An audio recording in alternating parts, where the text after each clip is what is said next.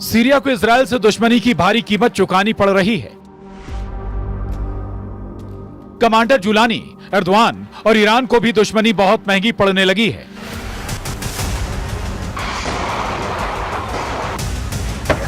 Netanyahu ने हाथ आए मौके को बखूबी भुना लिया है। सीरिया में टेरर ग्रुप पर स्ट्राइक का बहाना बनाकर इजरायल दुश्मनों का दम उखाड़ रहा है। इजरायल के हमले हर गुजरते दिन तेज होते जा रहे हैं, विध्वंसक होते जा रहे हैं।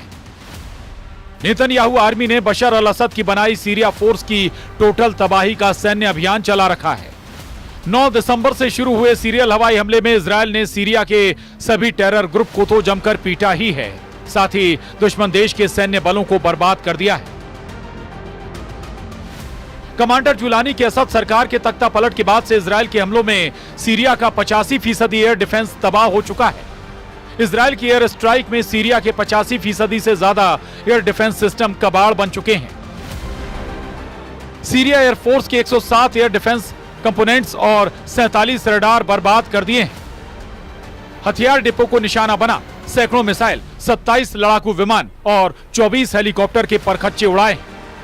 इल्टाविया में नौसैनिक ठिकानों को भी निशाना बनाया, जिसमें सीरिया के 15 नौसैनिक जहाज तबाह हो गए।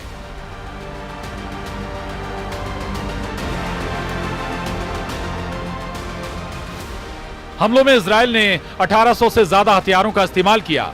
इजरायल ने सीरिया में अब तक कुल 480 ठिकानों पर बमबारी की है।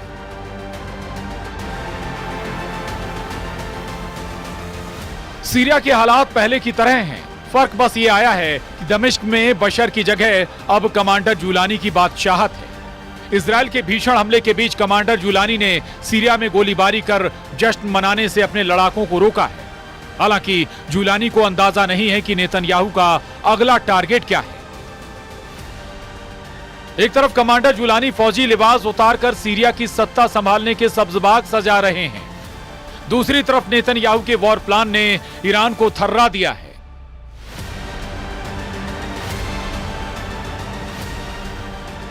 टाइम्स ऑफ इजराइल की रिपोर्ट के मुताबिक इजराइल डिफेंस फोर्स ने पीएम नेतन्याहू को जानकारी दी है कि ईरान के एटमी अड्डे को तबाह करने का यह सबसे अच्छा मौका है। रिपोर्ट में दावा किया गया है कि आईडीएफ ने जंगी जेटों से ईरान के एटमी ठिकानों पर हमले की तैयारी भी शुरू कर दी है। ईरान के एटमी साइट को निशाना बनाने की कई वजहें आईडीएफ की तरफ से गिनाई गई हैं। इजरायल डिफेंस फोर्स को ईरान में एयर ऑपरेशन में लेबनान से कोई रोक टोक नहीं करने वाला है। सीरिया की एयर पावर को खत्म करके इजरायल को दूसरा सेफ रूट ईरान को दहलाने का मिल चुका है।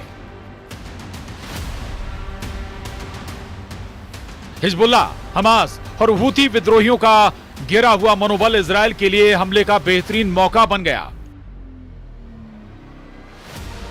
सीरिया में तुर्की और ईरान के टक्कर को भी नेतन्याहू के लिए अच्छा अवसर माना जा रहा है। आईडीएफ के एक्शन प्लान की डिटेल मिलने के बाद पीएम नेतन्याहू ने ईरान के सुप्रीम लीडर पर तंज कसा है।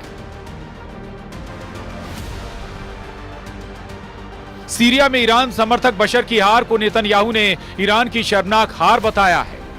इजरायल ने आज तक जो धमकी दी है वो सच हुई है, चाहे वो हमास के सफाए की हो, चाहे हिजबुल्लाह की बर्बादी की, चाहे वो सीरिया के टेरर ग्रुप क्यों ना हो। इजरायल जिसे निशाने पर लेता है उसका काम तमाम कर दिया। ईरान तो इजरायल का दुश्मन नंबर 1। तमाम फसाद की जड़ को नेतन्याहू उखाड़ फेंकने के लिए तैयार है। अगर ईरान के एटमी साइट को इजरायल दहलाएगा तो टॉप पर जो न्यूक्लियर अड्डा है वो है नतांज, जहां ईरान अंधाधुन यूरेनियम संवर्धन में जुटा है।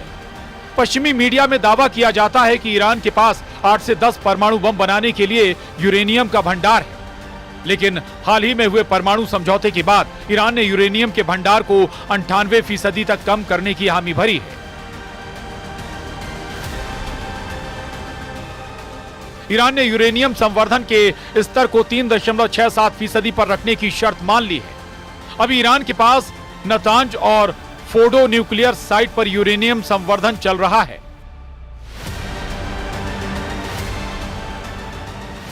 एटम बम के लिए दूसरी सबसे अहम चीज है सेंट्रीफ्यूज।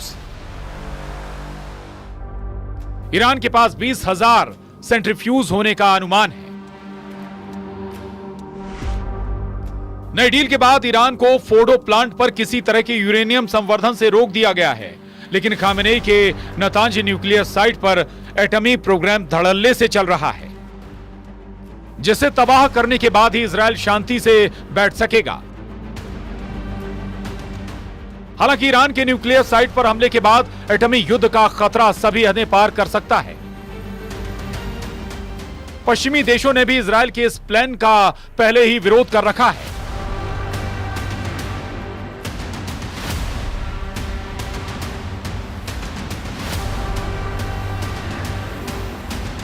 अमेरिका ने भी ईरान के परमाणु ठिकानों पर हमले से इजरायल को बचने की नसीहत दी है,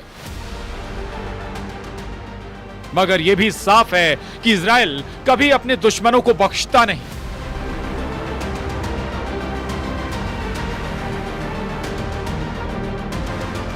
ईरान समर्थक फाइटर ग्रुप की बर्बादी इसका प्रमाण है।